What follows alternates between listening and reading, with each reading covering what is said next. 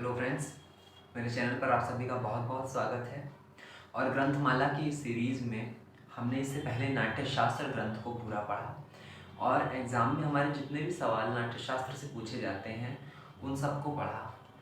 अब अगली सीरीज़ में हम संगीत रत्नाकर ग्रंथ को पढ़ेंगे और एग्ज़ाम से रिलेटेड इसमें जितने भी प्रकार के प्रश्न पूछे जाते हैं उन सभी का गहन अध्ययन करेंगे। तो चलिए बिना किसी देरी के इस क्लास को शुरू करते हैं। अगर इससे पहले आपने नाट्यशास्त्र को नहीं पढ़ा है तो अभी भी जाकर के उसको पढ़िए। डिस्क्रिप्शन में मैं लिंक दे दूंगा या मेरे चैनल पर भी आप नाट्यशास्त्र लिख करके उसे सर्च कर सकते हैं। चलिए क्लास को शुरू करते हैं। तो आज हम पढ़ने जा रहे हैं संगीत रत्नाकर, और बहुत इंपॉर्टेंट चैप्टर है संगीत रत्नाकर का। बहुत सारे सवाल संगीत रत्नाकर से पूछे जाते हैं हर बार एग्जाम में, तो आप सभी को ध्यान रखना है और बहुत अच्छे करके इसको पढ़ना है, ठीक है।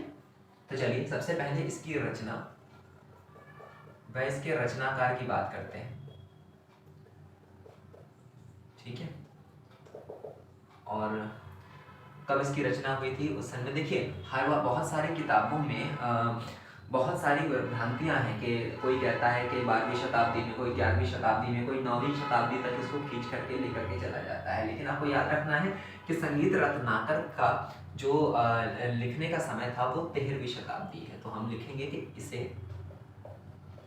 13वीं शताब्दी में, और इसके रचनाकार का नाम है शारंगदेव। शारंगदेव ने लिखा, ठीक है। आप सभी को ध्यान रखना है, इसे 13वीं शताब्दी में शारंगदेव ने लिखा। आप शारंगदेव के बारे में थोड़ी सी स्टडी कर लेते हैं। देखिए शारंगदेव जो थे, इनके जन्म का समय मैं बताऊं तो ये इनका जन्म या इनका समय माना जाता है 1210 ईस्वी से 1247 ईस्वी। शारंगदेव का समय, ठीक है, 1210 से 1247 ईस्वी, ठीक है। इनका जन्म कहाँ हुआ था, जन्म स्थान भी देख लेंगे।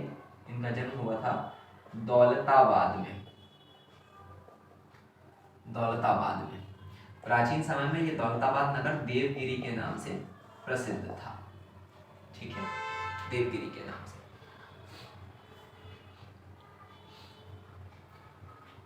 अब इनके पिता की बात कर लेते हैं। देखिए शारंगदेव के पिता जो थे उनका नाम सौधला था। इनके पिता का नाम सौधला,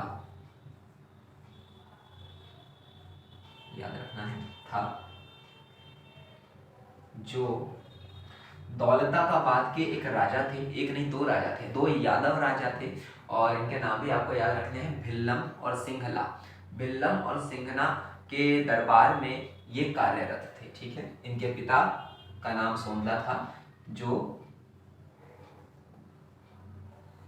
दौलताबाद या देवगिरी कह दीजिए के यादव राजा भिल्लम और सिंघना के दरबार में कार्यरत थे। सभी बच्चे नोट्स बनाते चले मेरे साथ साथ, इसको नोट करते चलिएगा। सिंघना के दरबार में कार्यरत, ठीक है। अब इंपॉर्टेंट चीजें पढ़ लेते हैं जो यहाँ से पूछी जाती है। सबसे पहले तो संगीत रत्नाकर में हमसे पूछा जाता है कि इसमें कुल कितने रागों की संख्या दी गई है, ठीक है। ऐसे बहुत सारे प्रश्न आपको मिल जाते हैं कि जिसमें रागों की संख्या पूछी जाती है। तो आपको याद रखना है कि इसमें टोटल 264 रागों का वर्णन है। इस ग्रंथ में कुल 264 रागों का वर्णन हुआ है या किया गया है, जैसे भी आप लिखना चाहें। 264 अंडरलाइन करेंगे, 264 रागों का वर्णन है, ठीक है। और एक इंपॉर्टेंट चीज कि इसमें टोटल 7 अध्याय हैं। इसमें 7 अध्याय हैं, इसीलिए इसको सप्ताध्यायी भी बोल देते हैं। इसे सप्ताध्यायी भी कहते हैं।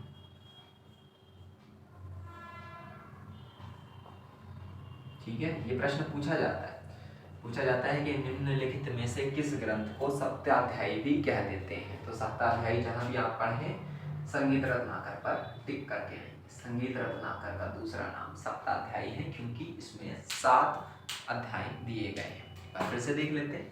हम पढ़ रहे हैं यहाँ पर हमारा नाट्य शास्त्र के बाद दूसरा ग्रंथ जिसका नाम है संगीत रत्नाकर, जो 13वीं शताब्दी में सारंगदेव जी ने लिखा है। सारंगदेव का समय 1210 ईस्वी से 1247 ईस्वी बताया गया है और इनका जन्म स्थान दौलताबाद देवगिरी में है जो दक्षिण भारत में स्थित है। इनके पिता का नाम सौदला था जो दौलताबाद के यादव राजा भिल्लम और सिंघना के दरबार में कार्यरत थे। इस ग्रंथ में कुल 264 रागों का वर्णन किया गया है, 7 अध्याय हैं और इसलिए इसे सप्ताध्यायी भी कह देते हैं। ठीक है, तो अब अगली जब तक मैं पढ़ा रहा हूँ आपको और जब भी मैं कहूँ सप्ताध्यायी तो आप लोग समझेंगे कि संगीत रत्नाकर की बात हो रही है। रफ कर दें, इसको नोट कर लीजिए कुछ करना हो तो।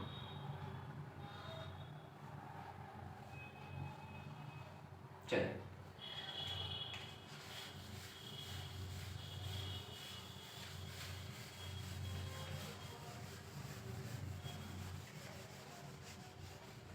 ठीक है बच्चों। अब जो हमारे सप्ताध्यायी यानी संगीत रत्नाकर में 7 अध्याय हैं उन पर जरा गौर कर लेते हैं। देखिए, वैसे 7 अध्यायों का नाम आप ऐसे भी याद कर सकते हैं, लेकिन याद करने की एक छोटी सी ट्रिक आप देख ले सकते हैं। आप ये लिख सकते हैं सरपट वन, इससे आप याद कर सकते हैं। सरपट वन से कैसे? सबसे पहला है स से स्वराध्याय, ठीक है। दूसरा है र से रागाध्याय, इसको रागाध्याय भी कह देते हैं और कहीं कहीं इसको राग विवेकाध्याय भी कह देते हैं। ठीक है जी। दूसरा पा से, तब देखिए पा के यहाँ 2 मीनिंग है, यानी 2 चैप्टर्स के नाम यहाँ पा से है। प्रकीर्ण अध्याय, प्रकीर्ण अध्याय, ठीक है। चौथा है प्रबंधाध्याय। अब कंफ्यूजन ये हो गया कि चलो पा से एक होता तो समझ में आता, प्रकीर्णाध्याय भी हो गया, प्रबंधाध्याय भी। कभी कभी कंफ्यूजन हो जाता है कि दोनों में से कौन सा चैप्टर पहले आएगा। तो आप ऐसे याद कर लीजिए कि भैया सारे काम हमारे यहाँ सारे काम पहले हो जाते हैं, प्रबंध बाद में होता है उनका, ठीक है ना। तो प्रबंध हर चीज का बाद में होता है, तो आपको याद रखना है कि प्रबंधाध्याय बाद में होगा। पहले काम निपट जाएगा, राग गाया लिया जाएगा, उसके बाद राग गाने का प्रबंध होगा, ठीक है ना। तो प्रबंधाध्याय जो है वो बाद में आता है, प्रकीर्णाध्याय पहले आता है। ऐसे आप इसको याद रखिएगा। 5वें अध्याय की बात करूं तो बाकी आप जैसे आप याद करना चाहें वैसे कर सकते हैं। तो देखिए टा जो है, टा को थोड़ा सा आप अगर घुमा देखें तो ये ता मिल जाएगा, कुछ ता से रिलेट करेगा और ता से इसका नाम होगा तालाध्याय, ठीक है। छठा है वा से वाधाध्याय, जैसा कि शब्द से ही पता चलता है इसमें वाद्यों का वर्गीकरण वगैरह वगैरह दिया होगा, वाद्यों के प्रकार दिए होंगे। और ना से है नर्तनाध्याय, ठीक है। अच्छा, नाट्यशास्त्र इसमें फर्क क्या है? देखिए, नाट्यशास्त्र जो था वो बेसिकली नाटक पर लिखा गया था। उसके कुछ चैप्टर्स में हमको थोड़ा सा संगीत का नॉलेज मिल जाया करता था, लेकिन सप्ताध्यायी या हम कहें संगीत रत्नाकर वो ग्रंथ है जिसमें पूरा का पूरा संगीत के ऊपर ही लिखा गया है। शब्द से ही प्रतीत हो रहा है संगीत रत्नाकर, यानी संगीत के बारे में बताने वाला कोई ग्रंथ, ठीक है। तो आप इसको नोट कर सकते हैं, करना चाहें तो। ये सारे के सारे हैं। एक और इम्पोर्टेंट प्रश्न अभी भी याद आया। इम्पोर्टेंट प्रश्न पूछा गया है कि संगीत रत्नाकर में कितने ग्राम रागों का वर्णन है। तो आपको याद रखना है कि इस ग्रंथ में, नोट कर लीजिएगा ऐसे ही बिल्कुल लैंग्वेज में, कुल 30 ग्राम रागों का वर्णन है।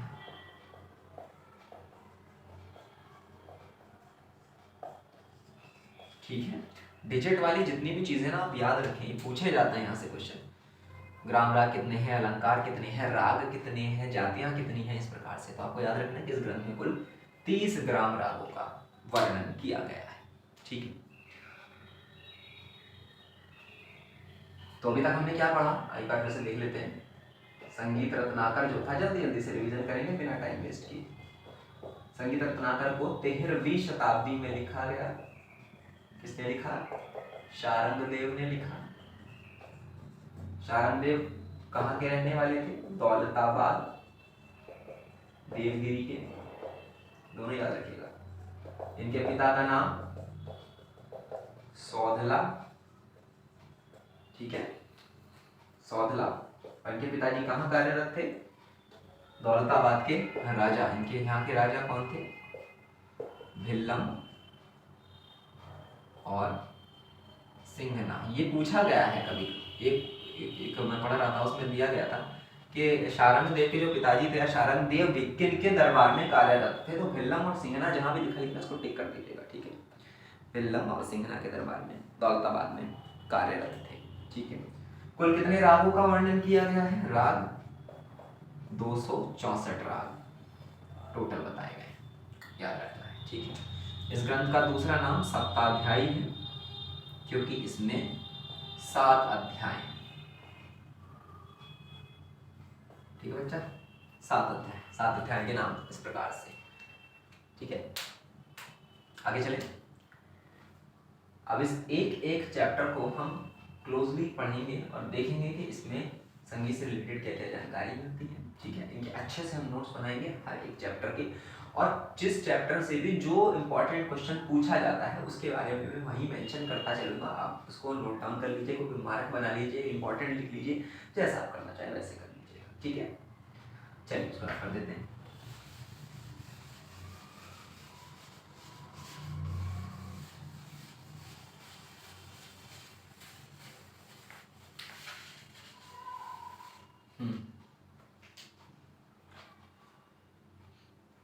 चलिए पहला अध्याय पर जाते हैं। सबसे पहला अध्याय जिसका नाम है स्वराध्याय।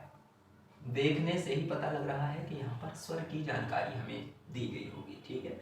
जल्दी जल्दी से पढ़ लेते हैं। यहाँ पर इस ग्रंथ में, इस अध्याय में क्या क्या वर्णन किया गया, तो लिखेंगे कि इस ग्रंथ में या इस अध्याय में, ऐसे करके लिखेंगे, इस अध्याय में सबसे पहले तो नाद, नाद का स्वरूप, 2 प्रकार का होता है, 2 स्वरूप, अनाहत और अनाहत नाद। नाद की उत्पत्ति, जिसको नादोत्पत्ति भी कह सकते हैं शॉर्ट में, नाद की उत्पत्ति, ठीक है, नादोत्पत्ति। और श्रुति, स्वर, ठीक है, श्रुति स्वर। और यहाँ पर स्वरों का रंग,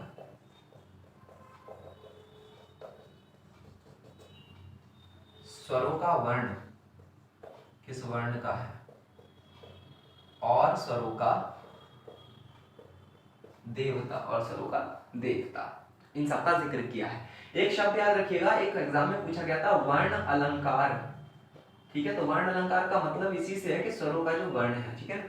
तो वर्ण अलंकार से रिलेटेड जो भी प्रश्न आए उस पर स्वराध्याय लगा करके आइएगा। प्रश्न ऐसे पूछा जाएगा कि संगीत रत्नाकर में वर्ण अलंकार का वर्ण अलंकार के बारे में किस अध्याय में बताया गया है, तो स्वराध्याय पर टिक करके आइएगा। पहला अध्याय, ठीक है, वर्ण अलंकार। दूसरा मूर्छना, मूर्छना, ग्राम, जाति, ठीक है, जाति के प्रकार।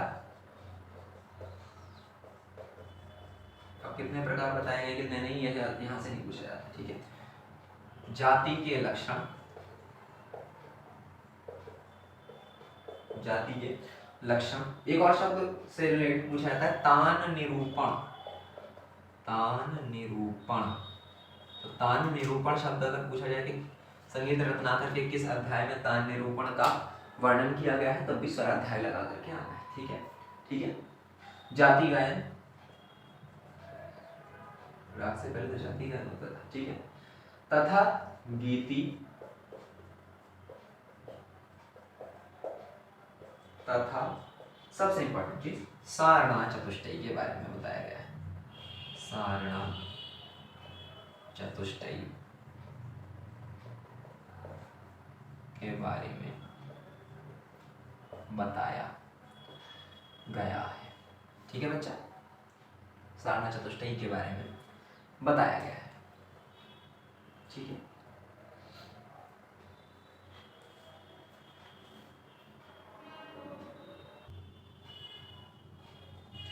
इसके अलावा 7 शुद्ध और 12 विकृत स्वरों का वर्णन किया गया है। ठीक है, 7 शुद्ध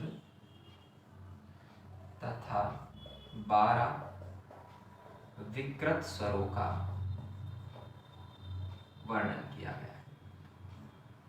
पूछे आपसे कोई कि संगीत रत्नाकर में कितने शुद्ध और विकृत स्वर बताए गए हैं, तो 7 शुद्ध और 12 विकृत स्वरों का यहाँ पर वर्णन किया गया है। ये बड़ी इंटरेस्टिंग बात है कि संगीत रत्नाकर में 12 विकृत स्वर बताए गए हैं।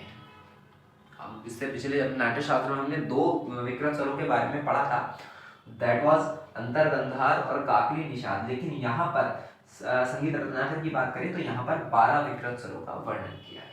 ठीक है, इसको नोट कर लीजिए। और फिर इसके बाद हम पढ़ेंगे इसका अगला अध्याय, दैट इज नोन एज राग अध्याय और राग विवेकाध्याय।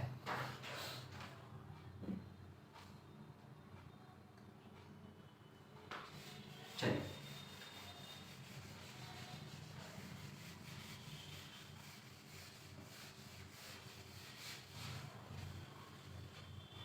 ठीक है। चलिए, दूसरा चैप्टर है इसमें राग अध्याय, या इसी को हम और किस नाम से जानते हैं, राग विवेकाध्याय। ठीक है भैया, इसमें किस किस चीज का वर्णन है जरा जल्दी से देख लीजिए। इसमें ग्राम राग, भाषा, विभाषा, भाषा विभाषा, रागांग राग, क्रियांग, भाषांग, ये सभी शब्द इसमें मिलते हैं, तो एज इट इज नोट कीजिएगा। ठीक है ना, ये सभी शब्द इस चैप्टर में हमें मिलते हैं। ठीक है, उपराग, उपराग का वर्णन भी इसी में किया गया है। इन सभी शब्दों का स्पष्टीकरण दिया गया है, शब्दों का स्पष्टीकरण, शब्दों का स्पष्टीकरण, और देशी राग व उनके नाम दिए हैं, नाम इनके लक्षण दिए हैं, उनके नाम या लक्षण दिए, उनके नाम दिए। ठीक है, ये हुई रागांश। मतलब रागांश से कोई क्वेश्चन पूछा जाएगा ना, तो इन्हीं में से कोई सा शब्द उठा लेगा और पूछेगा कि बताइए कि ये किस अध्याय में दिया गया, तो आपको राग अध्याय पर टिक करके आना है। ठीक है, छोटा सा एक चैप्टर है। तीसरे चैप्टर पर आते हैं। अब मुझे बताओ, प्रकीर्ण अध्याय पहले आएगा या प्रबंधाध्याय? प्रबंध तो बाद में होता है, पहले प्रकीर्ण होगा, प्रकीर्णाध्याय। ठीक है, प्रकीर्णाध्याय।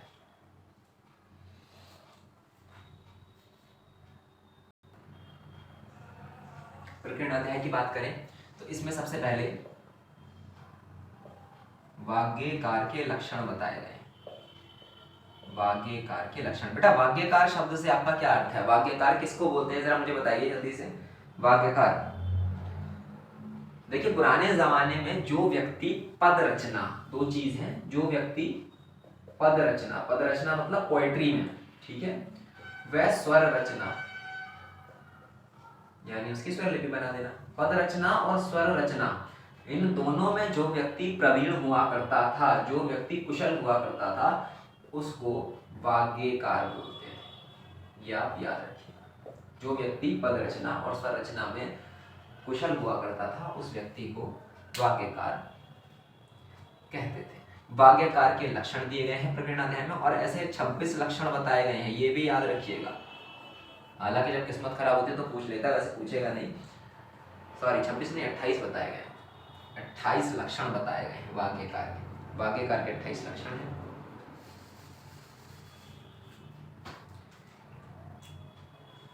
गीत और शब्द के गुण दोष बताए गए हैं। गीत तथा शब्द के या शब्दों के गुण व दोष बताए गए हैं। इसमें गुण व दोष बताए गए हैं। गायक के गुण दोष भी बताए गए हैं, गायक के गुण दोष और गायकी के लक्षण बताए गए हैं तथा गायकी के लक्षण बताए हैं, किस प्रकार से हम गायकी करें। ठीक है, फिर इसमें गमक, स्थाई और राग आलाप्ति के बारे में बताया गया। राग आलाप्ति, रूप का आलाप, राग आलाप, राग आलाप्ति गान, ये सब आपने पढ़ा होगा संस्थान नियम में। और कुतुब का वर्णन है। कुतुब बेटा क्या होता था, हमने नाट्य शास्त्र में पढ़ा है। कुतुब शब्द हमने नाट्य शास्त्र में पढ़ा है कि कुतुब का अर्थ होता है वृंदवादन से। और वृंदवादन क्या है, हमने पढ़ा था कि ऑर्केस्ट्रा के लिए भरत ने कुतुब शब्द का प्रयोग किया, जो 13वीं शताब्दी तक भी चलता रहा है। ऐसे कुतुब का वर्णन किया। ठीक है, तो प्रकीर्ण अध्याय में हमें वाग्यकार के 28 लक्षणों के बारे में बताया गया है। वीद शब्द के गुणदोष बताए गए हैं, गायक के गुणदोष बताए गए हैं, गायकी के लक्षण दिए गए हैं, गमक, स्थाई, रागालाप्ति और कुतुब का वर्णन किया गया है। ठीक है, चलिए आगे चलें। अब प्रकीर्ण हो गया, प्रबंध के बारे में देखेंगे।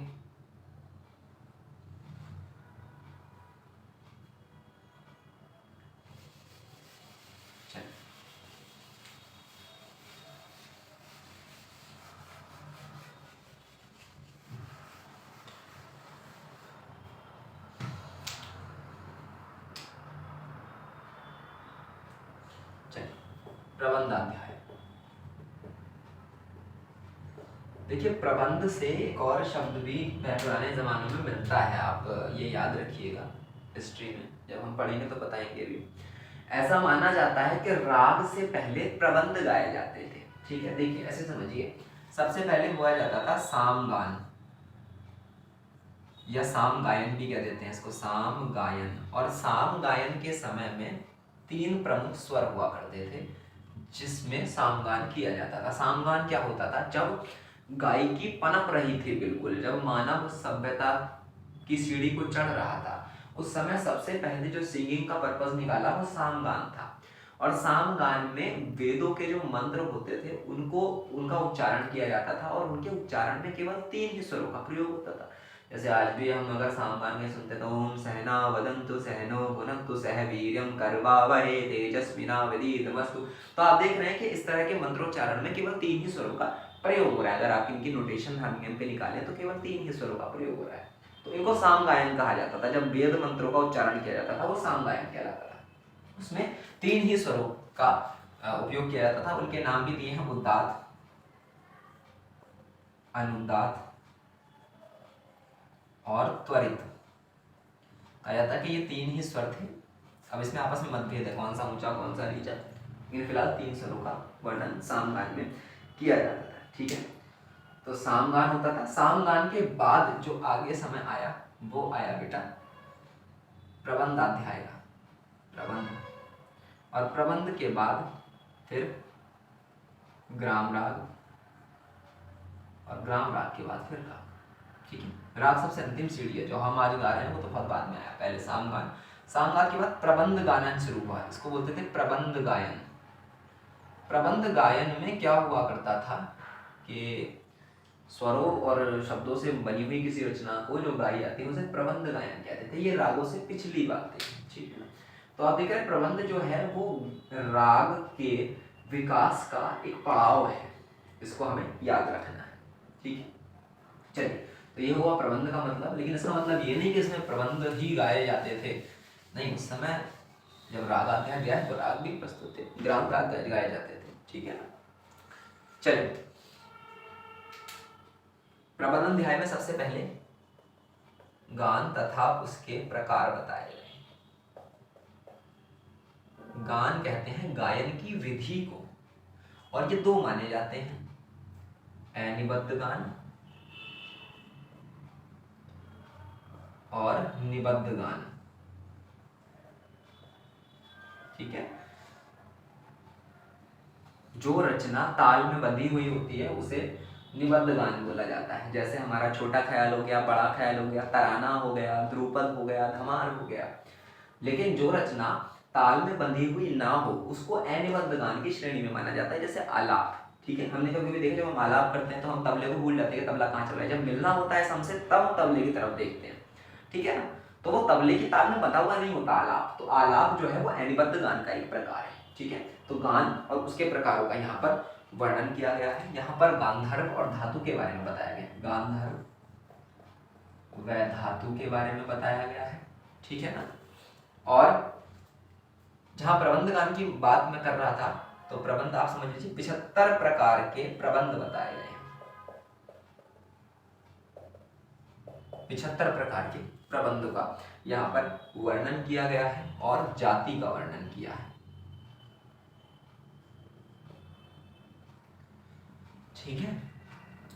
इसको अंडरलाइन कर लेंगे दोनों शब्दों को, गान और उसके प्रकार और 75 प्रकार के प्रबंध, ठीक है। 75 प्रकार के प्रबंध संगीत रत्नाकर के किस अध्याय में लिए गए हैं? प्रबंध अध्याय में लिए गए हैं। यहाँ जो प्रबंध के कितने प्रकार संगीत रत्नाकर में बताए गए हैं? तो प्रबंध के 75 प्रकार संगीत अध्याय में संगीत रत्नाकर में बताए गए हैं। ये भी आपको याद रखना है, ठीक है। तो ये चौथा अध्याय था, प्रबंध अध्याय, ठीक है। तो इससे आगे हम इसकी सेकंड सीरीज में सुनेंगे कि पांचवा, छठा और सातवां अध्याय में क्या क्या बताया गया है। इसके बाद हम संगीत रत्नाकर को खत्म करके संगीत रत्नाकर में से पूछे जाने वाले जितने इंपॉर्टेंट सवाल हैं उनकी तरफ चलेंगे, उनको नोट डाउन करेंगे, कुछ एक्सरसाइजेस को सॉल्व करके देखेंगे, ठीक है। और अगली सीरीज में जो अगली वीडियो में संगीत रत्नाकर पूरी तरह से हम खत्म कर देंगे। तो अभी हमारे साथ जुड़े रहें, और अगर आपने हमारे चैनल को अभी तक सब्सक्राइब नहीं किया है तो अगर आपको वीडियो अच्छी लगी हो, अगर आप मेरी मेहनत आपको ठीक लग रही हो तो इस चैनल को सब्सक्राइब कीजिएगा, मेरी वीडियो को ज़्यादा से ज़्यादा शेयर कीजिएगा। और अब मिलते हैं संगीत रत्नाकर के पार्ट 2 में। बाय।